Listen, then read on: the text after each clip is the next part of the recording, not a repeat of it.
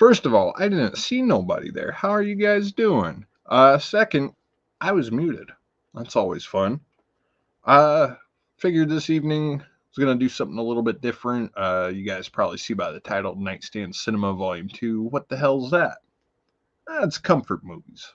You know, something you put on to sort of drown out the noise, drown out the BS of the real world. Just something you could play over and over again. Don't really feel the need to take it out of the player, whether it's the VHS tape or a Blu-ray or a DVD, freaking Laserdisc for all I know. Basically, those kind of movies that you can just watch over and over again with really no concern to whether or not it's causing brain rot, this, that, or the next. This is the second entry of that. If you guys are wondering if about the first one, that was a pre-recorded video. You guys can hit the little thing after this is over. Go check that out. Dropped 5 movies over there that are in that very comfort vein. I figured before we get into that, let's talk about the whole idea there. Again, I already told you what the Nightstand Cinema is. Again, little term that I coined was like, yeah, they're basically, aside from just movies that you can play over and over again, they're movies that, sure, they can sit on your shelf and they have a spot there, but as often as you watch them, figure, why the hell would I keep them on the shelf? Just keep them on the nightstand as often as I'm going to be playing this one. Hence, Nightstand Cinema. Fun, cheeky little term.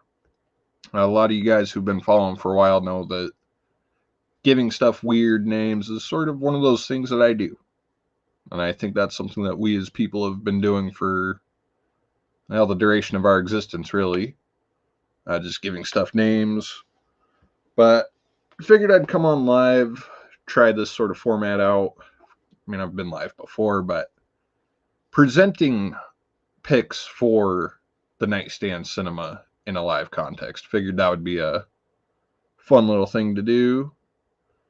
So we got a couple people here. We got Inglewood, 1971. Hello, hello. And we got Shannon in the chat. How you doing, Shannon? Yeah, figure come in here though real quick and try to present this stuff live for you guys. Not really great at presenting stuff live, so this is going to be a fun little run. See if we can do Nightstand Cinema live. Only makes sense to do it in the evening too. Probably doesn't hurt that I I work nights, so it's like, yeah, Nightstand Cinema, let's do a live one in the evening. How fitting. Well, let's take a look here at the choices, shall we? We've got, let's bring up the little thing so I can pop those up. We'll start here with one. I'm not really a big musical guy, but when you take musicals and you mix it with animation, you can get some stuff that's either really cheesy, or you can get something that is some next level shit. South Park, bigger, longer, and uncut. I don't want to say how long it took me to realize that the title of this is a schlong joke. I was an adult, and it was only a couple years ago I found that out. Been watching this thing since I was like 12. But this is one of those movies, it's paced perfectly well. You almost forget that it's a musical.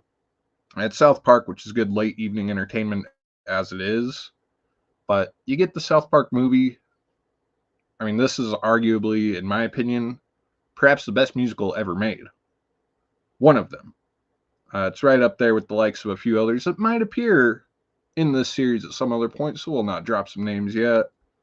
But this is one of those ones I could just have playing in the background. I could pay full attention. I could just drown it out and just have fun with it. Not really doing anything.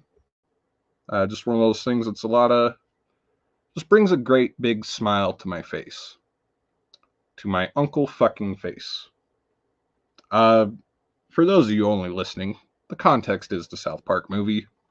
It's probably not a great spot for somebody to just jump on here either. And I can only imagine jumping on hearing that is the first thing. Let's move on to the second choice here. So another great piece of 90s cinema here. This is going to be a little movie that is pretty damn relatable for me. And I don't know, for better or worse, it's one that's super relatable. That's going to be Clerks. This movie is so damn mellow. Again, so damn relatable. There were quite a few Kevin Smith movies that I was actually contemplating putting up there, but Clerks, it's like you'd think if I have the same kind of job as Dante, why would I want to watch this? Because it's relatable, you can sort of use that to sort of vicariously live through this film, telling some of the people who come through what you want to say. You lose your job, you tell people to fuck off. So watching Clerks and using that as sort of a therapy film, I think works pretty damn well. Again, it's one of those films that's just relaxed enough where, again, it can just play on a loop. It's not going to bother me. The soundtrack is freaking killer in this one. I've gotten older and started to appreciate the music from the 90s, that alternative rock. Used to not be my thing at all. But Clerks is one that I go to pretty damn often, and I've got like 3 copies of it. So if that gives you any idea how much I dig this one, there you go. So Clerks, number 2 on tonight's pick. And just, I don't know really how these would be ranked. They're just kind of, they're all there, and they're all great. We've got another one here. We're continuing with the little run of 90s films here. This is another one of those ones. This one really gets on the list for its runtime. It's just long enough to where if you do want to just have something on as background noise to fall asleep to, you can put it on. It's not going to get stale. It does get a little bit crazy, but that's not until about the tail end of the film. That's going to be Boogie Nights. Boogie Nights. This film, I remember actually seeing glimpses of as a kid, but I didn't know what the hell it was. I mixed it up with some other movies in my memory.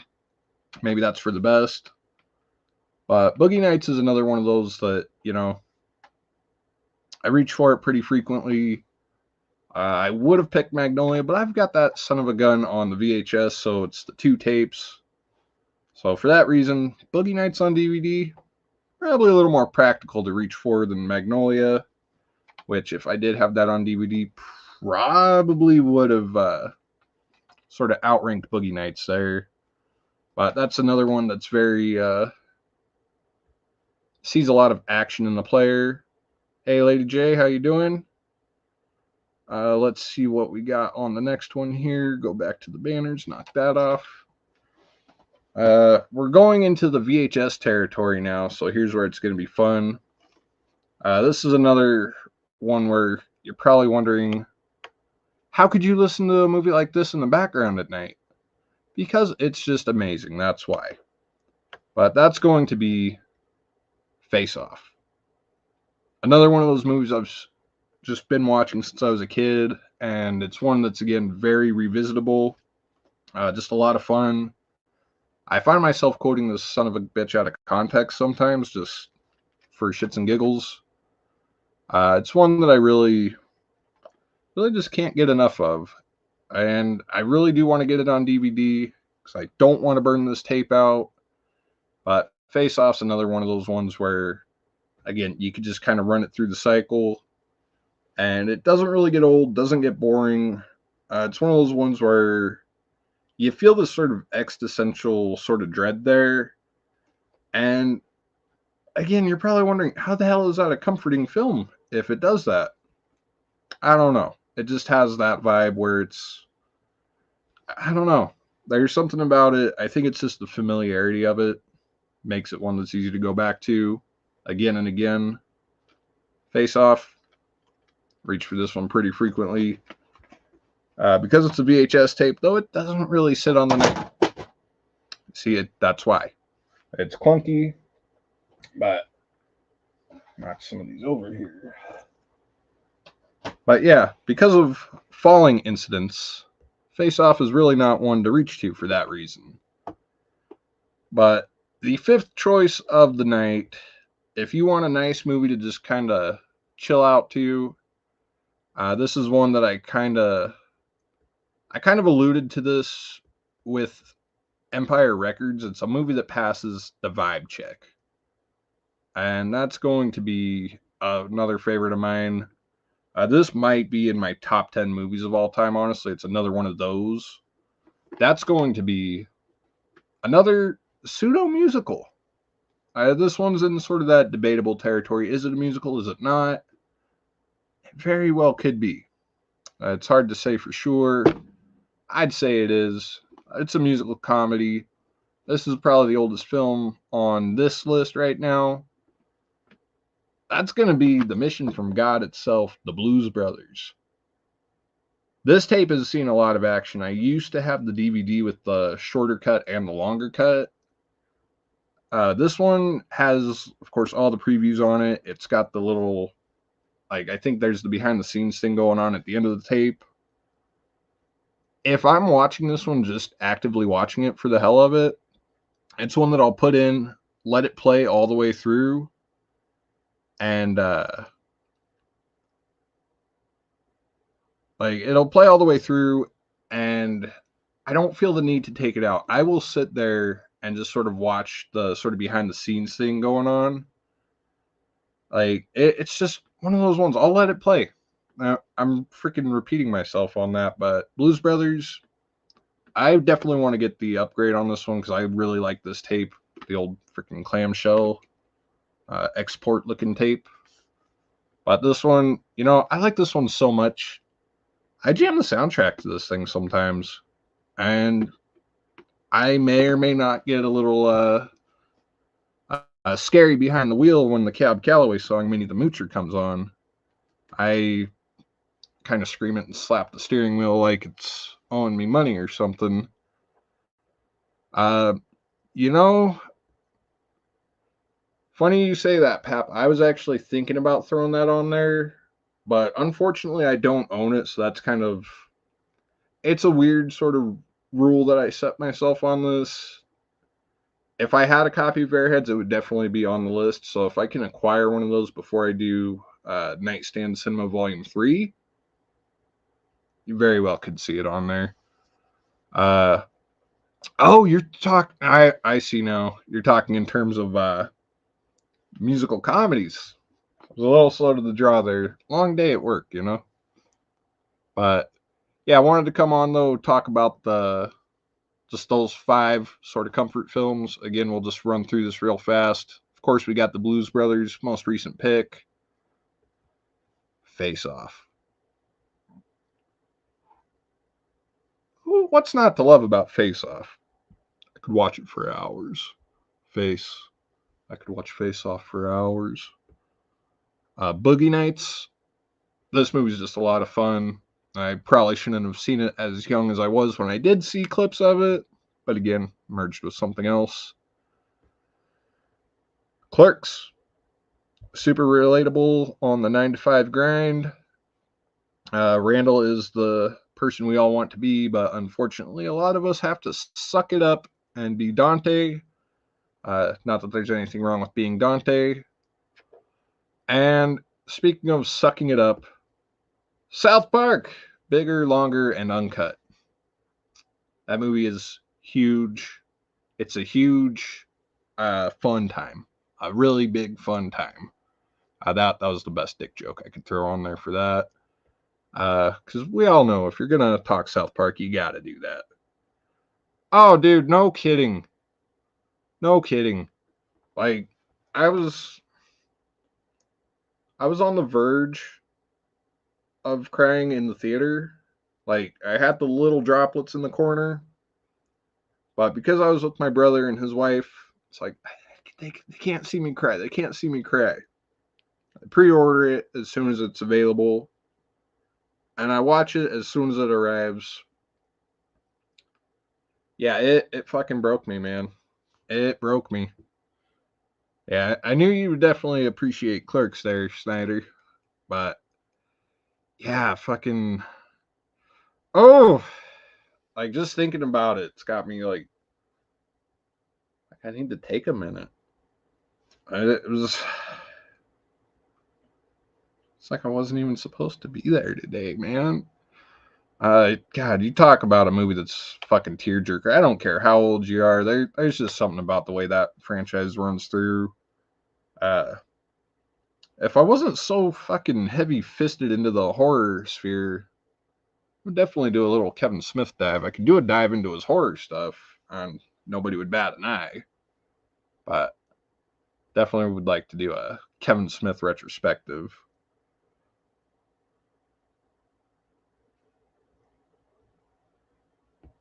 That's it, man. Yeah. Wait, which one? Which one gets filthy? Are you talking the language of Clerks? Like I know Clerks 2, Clerks 2 gets pretty filthy. Who doesn't want to watch something like that? What kind of sick fuck watches how's the line go? What kind of sick fuck jerks off to a donkey show? Man. That's it. That might have to be, you could pencil that in for another one of those weekends. That would definitely be a banger of an opportunity there. But yeah, shit. I don't know. I'm just fucking beat up to hell right now just thinking about the ending of Clerks 3. We're here talking about comfort movies, and now we're talking about something that just guts the shit out of you, breaks you down, turns you into this sort of subhuman feeling, just broken down sort of angel. Hey, thank you, Lindsay. How you doing? Long time no see. Let's see. That's what happened. Then what's the point of having internet connection if you're not using it to look up videos of filthy sex you'll never have yourself? That is damn right. That's straight up, man. God bless incognito mode.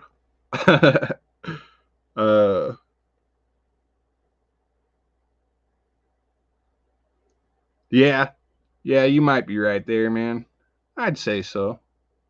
But yeah, I just wanted to come on here real quick and talk the comfort movies that really just fucking get to you. Before we go, though, I got to plug it because it is something that's going to be going on.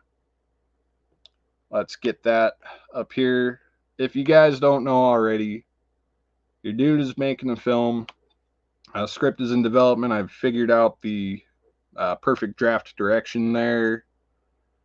So, of course, let's bring this little ticker up here. We're going to play that little teaser one more time.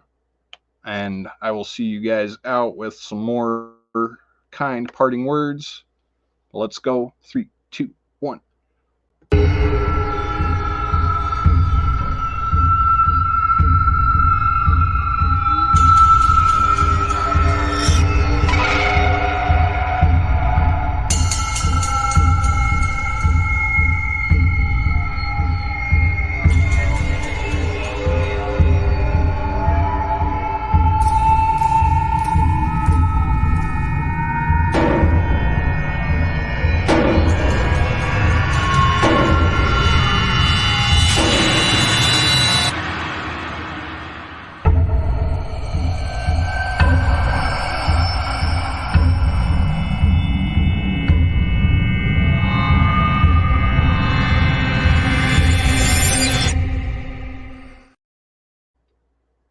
So tomorrow there will be a sabbatical sort of day.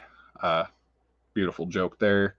Going to be taking tomorrow off. Wow, I am pixelated as shit at this point. But tomorrow, not really going to be doing anything, but on Sunday I'm going to be coming on here again. Let's pull up the thing. I don't have it uploaded right now, but we're going to be coming on here Sunday, probably the afternoon. I'm going to talk a little more about that, but we're also going to sort of be talking about trilogies. I'm not going to limit it to just horror trilogies, so we can talk some more Clerks 3 and just tear our souls out of our chests. But, of course, every time I'm doing a live, I think it's only right to plug that since, damn it, it's a business transaction at this point. You guys know otherwise, though, what's coming on is going to be the Village of the Damned review at some point. I'm going to try and do that in the next week or so. Hell, that might even come out Monday morning. We'll see what happens there. But I'm inching this much closer and closer to being done with the John Carpenter series. And it hurts. It hurts. I can't let it go. Chris knows more than anyone that this is just the horse that I will not let die. Closure is a pain in the ass. But anyway, guys, this has been a fun little nightstand session. I think that's what we'll call that. I still new to this nightstand cinema thing, but definitely like the idea. I'll be seeing you guys a little bit later. And where is that? Damn, there we go. Later.